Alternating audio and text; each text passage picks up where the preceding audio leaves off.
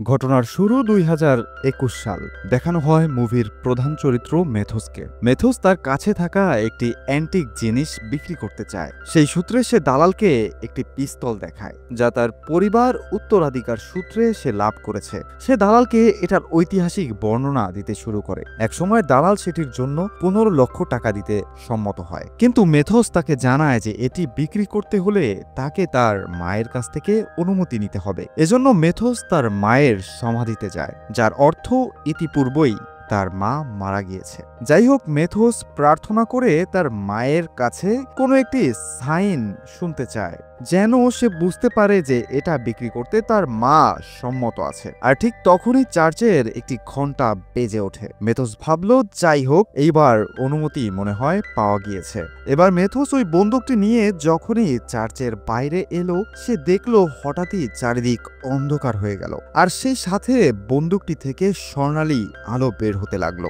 এটা দেখে সে যখনই সেই বন্দুকটি হাত দিয়ে ধরলো, সেই বন্দুকটি অটোমেটিক ফায়ার হয়ে গেল। এর সাথেই ঘটলো এক অদ্ভুত ঘটনা। তার চারপাশ নিমিষেই বদলে গেল। সে দেখলো সে যে চার্চের সামনে দাঁড়ানো ছিল, তার নির্মাণ কাজ মাত্রই শুরু হয়েছে, যার অর্থ সে অতীতে চলে এসেছে, আর যার জন্য দায়ী এই বন্দুকটি। যাই হোক, সে মনে করে বন্দুকটি আবার হয়তো ফায়ার করলে হয়তো সে আবার সেই বর্তমানে ফিরে আসতে পারবে, কিন্তু এমনটি করাতেও তার কোনো লাভই হয় না। এরপর একটি গির্জার দৃশ্য দেখানো হয়, আর দেখানো হয় একটি সুন্দরী মেয়ে যার নাম জাইসন। চার্চের ফাদার সেখানে তাকে একটি ডায়েরি দেখায়, যার ভাষা সে বুঝতে পারছে না, তাই জাইসনকে সেটা সে পড়তে বলে। এবার জাইসন সেই ডায়েরিটা পড়তে থাকে। সেখানে লেখা, আমার নাম জেসন, আমি আর্কিওলজির এক স্টুডেন্ট। আমি টাইম ট্রাভেল করে 2018 সাল থেকে 1670 সালে চলে এসেছি। আমি যার বাড়িতে আছি তার নাম লেডি কারাকেট। সে বিবাহিত ও রূপবতী একজন নারী। এসব শুনে ফাদার জাইসনকে ডায়েরিগুলো দিয়ে সব পড়তে বলে, যেন সে পরে সে ব্যাপারে তাকে সব খুলে বলতে পারে। এরপর বো নামের একজনকে দেখানো হয়, যে ঘুমের মধ্যে জাইসনের মতো এক সুন্দরী রমণীকে দেখছে, যে একটি ডায়েরি তার নিজ হাতে লিখছে, যার নাম লেডি কারাকেট। এরপরেই তার ঘুম ভেঙে যায়। এই মেয়েকে সে বহুবারই তার স্বপ্নে দেখেছে, আর যার ছবিও সে তার বাসায় এঁকে রেখেছে। খুব শীঘ্রই বউয়ের সামনে বিয়ে হতে চলেছে। পাত্রী ঠিক করাই আছে, কিন্তু বউ তাকে এখনো পর্যন্ত দেখেনি। কোনো জ্যোতিষ তার মাকে বলেছে নাকি এই মেয়েকে বিয়ে না করলে তার অনেক বড় ক্ষতি হয়ে যাবে। যাই হোক, মায়ের আবদারে বউ রাজি হয়ে যায় সেই মেয়ের সাথে দেখা করতে। এই মেয়ে আর অন্য কেউ নয়, জাইসন। বউ জাইসনের পরিবারকে জানায় যে সে এই বিয়ে করতে পারবে না। এটা বলে সে সেখান থেকে চলে আসে, কিন্তু বউ জানে না যে এই জাইসনই তার স্বপ্নে দেখা ওই মেয়েটি। অদ্ভুতভাবে এই জাইসনের সাথেই তার এক অনুষ্ঠানে দেখা হয়ে যায়, আর তারা পরিচিতও হয়। কিন্তু বউ ভাবে যে সে কি কাজটি করে ফেলেছে। সে তো আগেই এই বিয়ে ভেঙে দিয়ে এসেছে, এখন কি করবে সে? এরপর বউ তার আঙ্কেলের কাছে যায়, যে মূলত জাদুবিদ্যা জানতো। সে তার কাছে এমন কিছু চায় যার মাধ্যমে সে জাইসনকে ফিরে পেতে পারে। তার আঙ্কেল তাকে এই সব কিছু করতে নিষেধ করে। তার আঙ্কেল তাকে বলে যে তুমি যেটা করতে চাও মন থেকে সেটা করার চেষ্টা করো। বউ এমন কিছুই করা শুরু করে, পিছু করে জাইসনের। জাইসন ইতিমধ্যে বিয়ে ভেঙে দেওয়ার দায়ে বউয়ের উপর যথেষ্ট বিরক্ত। এভাবে পিছু করেও মন পাওয়া যাচ্ছে না মেয়েটির। জাইসন তাকে বলে যে এই জন্মে আমি আপনাকে বিয়ে করছি না, ভাগ্যে বিশ্বাস থাকলে অপেক্ষা করুন, হয়তো পরের জন্মে আমাকে আপনি পেতে পারেন। এভাবেই একদিন বউ আর জাইসনের দেখা হয়ে যায় একটি পোর্টে, যেখানে একটি ধাক্কায় জাইসন নদীতে পড়ে যেতে থাকলে বউ তাকে বাঁচানোর চেষ্টা করতে যায়, কিন্তু অন্য এক ব্যক্তি তার আগেই জাইসনকে সেখান থেকে বাঁচিয়ে নেয়। ওই ব্যক্তি আর কেউ নয়, মেথোস। এখানে মেথোস কিছু কথা শোনায়, যা শোনা মাত্রই জাইসন ধাক্কা খায়, কারণ এমন কিছু কথার স্টাইল সে ওই ডায়েরিতে লেখা দেখতে পেয়েছিল। মেথোস ও জাইসনের এমন কেমিস্ট্রি দেখতে পেয়ে বউ মেথোসের উপর রেগে যায়, আর মেথোসের কাছ থেকে পড়ে যাওয়া বন্দুকটি তুলে তার দিকেই তাক করে তাকে প্রশ্ন করা শুরু করে। মেথোস জানায় যে সে হান্টার ব্রিটিশ ফ্যাক্টরিতে কাজ করে গত 3 বছর ধরে। এসব কথার মাঝখানে মেথোস তার কথায় কথায় ইংলিশের ব্যবহার করছিল, যা বউ ঠিক মতো বুঝতে পারছিল না, কিন্তু জাইসন ঠিকই বুঝতে পারছিল, কারণ সে বহু ভাষা জানতো। এজন্য মেথোসকে বউ সন্দেহের দৃষ্টিতে দেখতে শুরু করে আর তাকে চেক করা শুরু করে। ওই সময় মেথোসের কাছ থেকে একটি মোবাইল ফোন বের হয়ে আসে, যার আবিষ্কার এই সময়ে এখনো হয়নি। কিন্তু জাইসুন তার কাছে থাকা একটি ডায়েরিতে এমন কোনো ডিভাইসের চিত্র দেখেছিল। এরপর মেথোস বোকে জানায় যে এই পিস্তলটি মিস্টার হান্টার তাকে দিয়েছে। তাই বো তার কাছ থেকে সেই পিস্তলটি নিয়ে নেয় আর তাকে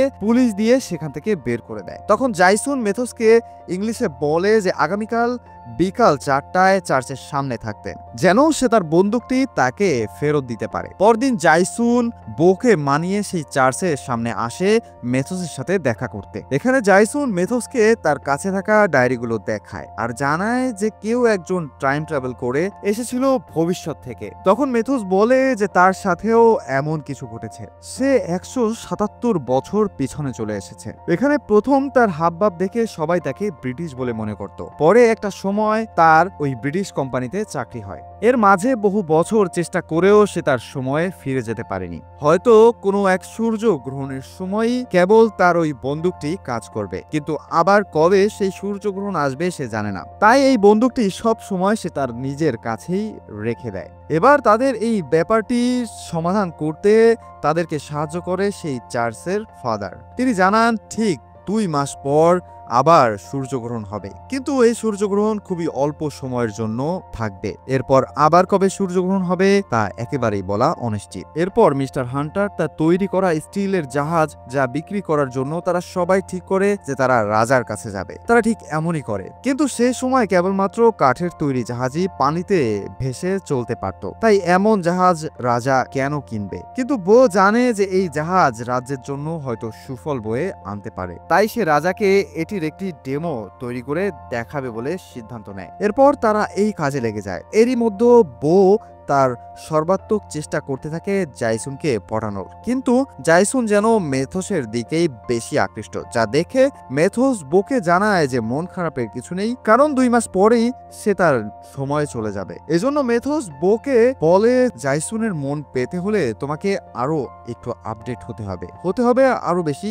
স্টাইলিশ, কারণ মেয়েরা এমন ছেলেই বেশি পছন্দ করে। এসব বলে মেথোস তার সানগ্লাসটা বোকে গিফট করে। মেথোস তাকে বলে যে যাকে পছন্দ করো তাকে তার পছন্দের কিছু উপহার দাও, আর সেই কথা মতোই বো জাইসুনকে তার পছন্দের ফুল উপহার দেওয়া শুরু করে। আর যেখানেই জাইসুন যাওয়া আসা করত সেখানেই জাইসুন সেই ফুল দেখতে পেত, এমনকি তার খাবারের মাঝেও সে সেই ফুল খুঁজে পেতে শুরু করলো। এর পাশাপাশি বো সবসময় জাইসুনকে হেল্প করতে চাইতো, আর ঠিক যতবারই সে তাকে হেল্প করতে চাইতো ততবারই তার কাজে কোনো না কিছু ব্যাঘাত সে ঠিকই ঘটাতো। আর এত সব করার পরেও যখন কোনো কাজ হলো না, মেথোস বোকে শেষ একটি উপায় বলে দিল, আর সেটা হলো কাউকে ইগনোর করা। কারণ কোনো সুন্দরী মেয়ে এটা কোনোভাবেই মেনে নিতে পারবে না যে কেউ তাকে ইগনোর করছে। আর বো ঠিক এমনটাই করা শুরু করলো জাইসুনের সাথে। একসময় বইয়ের সেই ডেমো জাহাজটি তৈরি হলো, কিন্তু কোনো এক টেকনিক্যাল কারণে সেটি ব্লাস্ট হয়ে যায়, যার অংশবিশেষ বইয়ের পেছনেই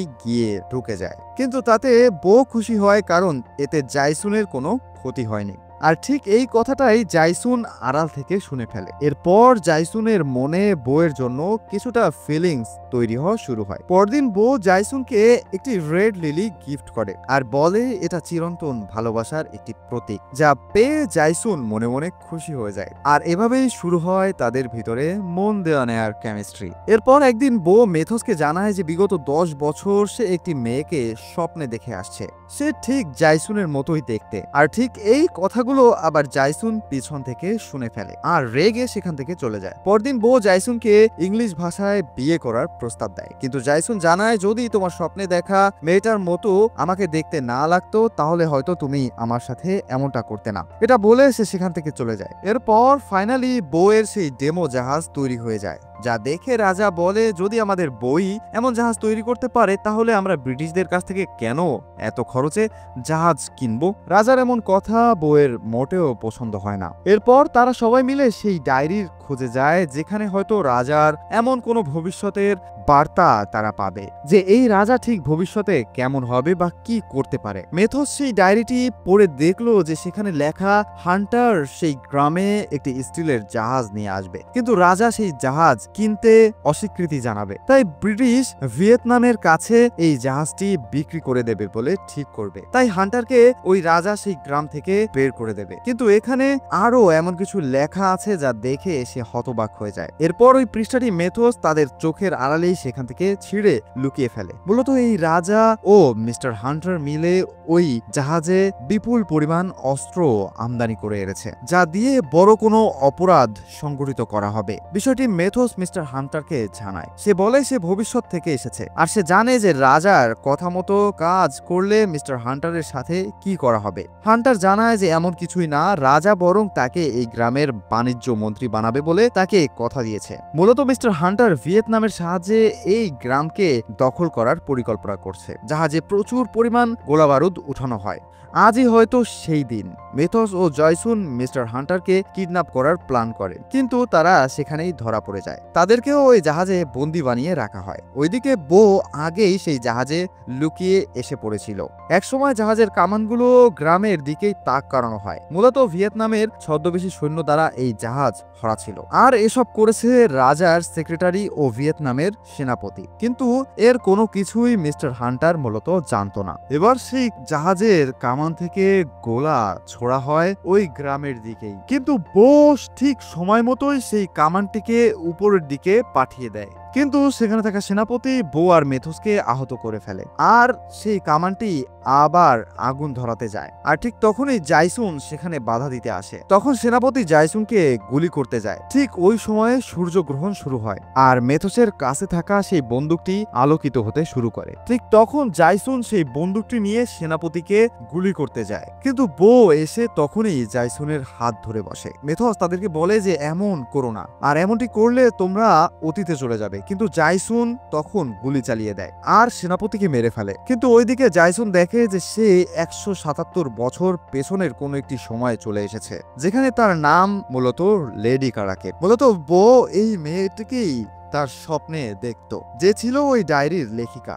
ওইদিকে বো আর জাইসুন নদীর ভেতরে পড়ে গিয়েছিল। বো জাইসুনকে নিয়ে এবার উপরে উঠে আসে, কিন্তু জাইসুন তখনও অজ্ঞান ছিল। কিছুক্ষণ পর তার জ্ঞান ফেরত আসে, যার অর্থ অল্প সময়ের জন্য সে অতীত থেকে ফিরে এসেছে। যাই হোক, এত কিছু করে তারা ওই গ্রাম থেকে বাঁচাতে পেরেছে।